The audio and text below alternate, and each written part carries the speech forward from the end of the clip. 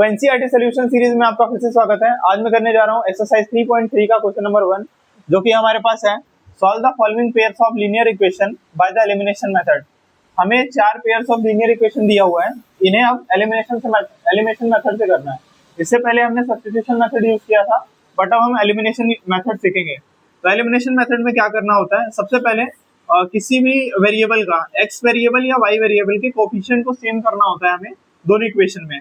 जैसे यहाँ पहली इक्वेशन में, फर्स्ट इक्वेशन में देखो x का कोफिशिएंट क्या है 1, a इक्वल टू कितना है a1 इक्वल टू 1 है, और यहाँ a2 कितना है 2। तो हमें कोशिश करना है कि a1 और a2 को इक्वल करना है, या तो b1 और b2 को इक्वल करना है आपस में, ठीक है, जो कि यहाँ 1 है और यहाँ -3 है। या तो इन्हें इक्वल कर दो या तो इन्हें इक्वल करो, तभी तुम्हारा आगे का स्टेप कर सकते हो तुम। तो चलो हम x की इक्वेशन मतलब x का कोफिशिएंट सेम करते हैं। तो इसके लिए हम क्या करेंगे, फर्स्ट इक्वेशन में मल्टीप्लाई 2 इन इक्वेशन 1। इक्वेशन 1 में तुम्हें 2 से मल्टीप्लाई करना है, तो ये आ जाएगा 2 into x plus y equal to 5। तो ये आ जाएगा 2x plus 2y equal to 10। तो ये हमारे पास नई इक्वेशन नंबर 1 आ गई। अब सेकंड इक्वेशन को इसके नीचे लिख देंगे, 2x minus 3y equal to 4। अब हमें क्या करना है, इन दोनों इक्वेशन को सब्ट्रैक्ट करना है। सब्ट्रैक्ट क्यों करना है, क्योंकि ये 2x और ये 2x आपस में कैंसल आउट हो जाएंगे, तो हमारे पास सिर्फ सिंगल वेरिएबल बचेगा y, तो हम उसे इजीली सॉल्व कर सकते हैं। अब देखो, अगर मैंने इस इक्वेशन में माइनस का साइन लगाया, इधर मैंने सब्ट्रैक्ट किया, तो ये माइनस हो जाएगा और ये प्लस हो जाएगा और ये माइनस हो जाएगा। साइन क्या होते हैं, चेंज हो जाते हैं। माइनस से अगर किया है हमने तो माइनस प्लस हो जाएगा और प्लस माइनस हो जाएगा। उसके बाद 2x और plus 2x minus 2x cancel out, 2y plus 3y कितना हो जाएगा, प्लस 5y। और ये 10 में से 4 गए, कितना आ जाएगा 6 प्लस का, तो y कितना आ गया हमारे पास 6/5। यहाँ से हमारे पास y की वैल्यू आ गई। अब इस y की वैल्यू को हम किसी भी इक्वेशन में पुट करके x की वैल्यू निकाल सकते हैं। तो ये इक्वेशन देखो, x plus y equal to 5, x plus y equal to 5, इसमें आप y की वैल्यू पुट कर दीजिए, तो यहाँ आ जाएगा x प्लस 6/5 इक्वल टू 5। तो यहाँ से आ जाएगा x इक्वल टू 5 माइनस 6/5, तो ये आ जाएगा 25 माइनस 6, एलसीएम लिया हमने, तो ये आ जाएगा 25 माइनस 6 अपॉन 5। तो 25 माइनस 6 19/5।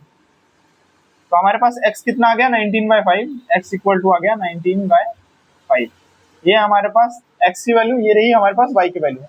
इसी तरह हम सेकंड क्वेश्चन करेंगे। सेकंड क्वेश्चन में देखो, यहाँ 3x plus 4y equal to 10 और यहाँ है 2x minus 2y equal to 2। तो हम इस बार y का कोफिशिएंट सेम करने की कोशिश करेंगे, ठीक है। तो यहाँ पर हमारे पास है 4 और यहाँ पे है -2। तो इसे अगर हमें 4 बनाना है, इसको अगर हमें 4 बनाना है, तो इस पूरी इक्वेशन को हम 2 से मल्टीप्लाई कर देंगे, ठीक है। तो देखो, इस इक्वेशन को हम 2 से मल्टीप्लाई कर रहे हैं, तो ये 2x minus 2y equal to 2। तो ये आ जाएगा 4x minus 4y equal to 4। अब मैंने -2 से क्यों नहीं मल्टीप्लाई किया, ये तुम्हें आगे अभी पता लगेगा। अब ये 3x वाली इक्वेशन को इसके नीचे लिख दो, 3x plus 4y equal to 10।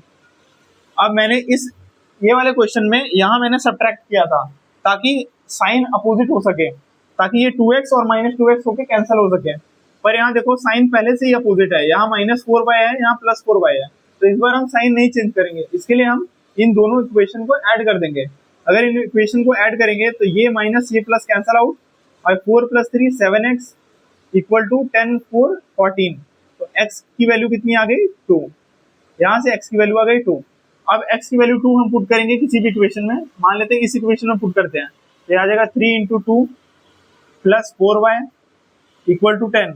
ये आ जाएगा 6 plus 4y equal to 10, and ये 6 उधर जाएगा तो आ जाएगा 4y इक्वल टू 4। यहाँ से 4 4 cancel out, y equal to आ गया 1, ठीक है। हमारे पास आ गई वैल्यू y की 1, x की आ गई 2। तो अब करते हैं थर्ड क्वेश्चन।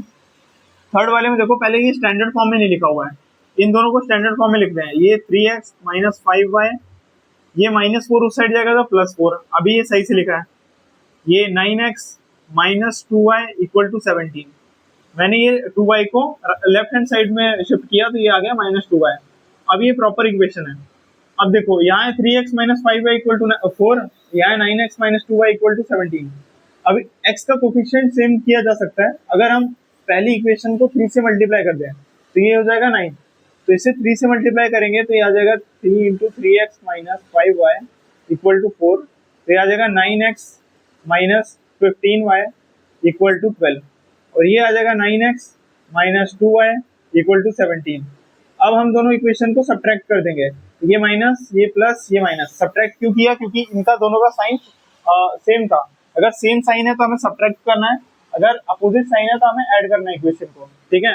तो अब 9x plus 9x minus cancel out, minus 15y plus 2y कितना आ जाएगा माइनस 13y, 12y माइनस 17 कितना हो जाएगा माइनस 5, ठीक है। तो ये आ जाएगा minus mine cancel y equal to 5/13। हमारे पास y की वैल्यू आ गई 5/13।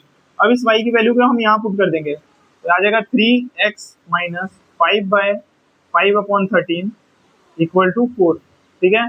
अब ये देखो ये आ जाएगा 3x माइनस 25/13 इसको equal to 4, 3x equal to 4 plus 25/13।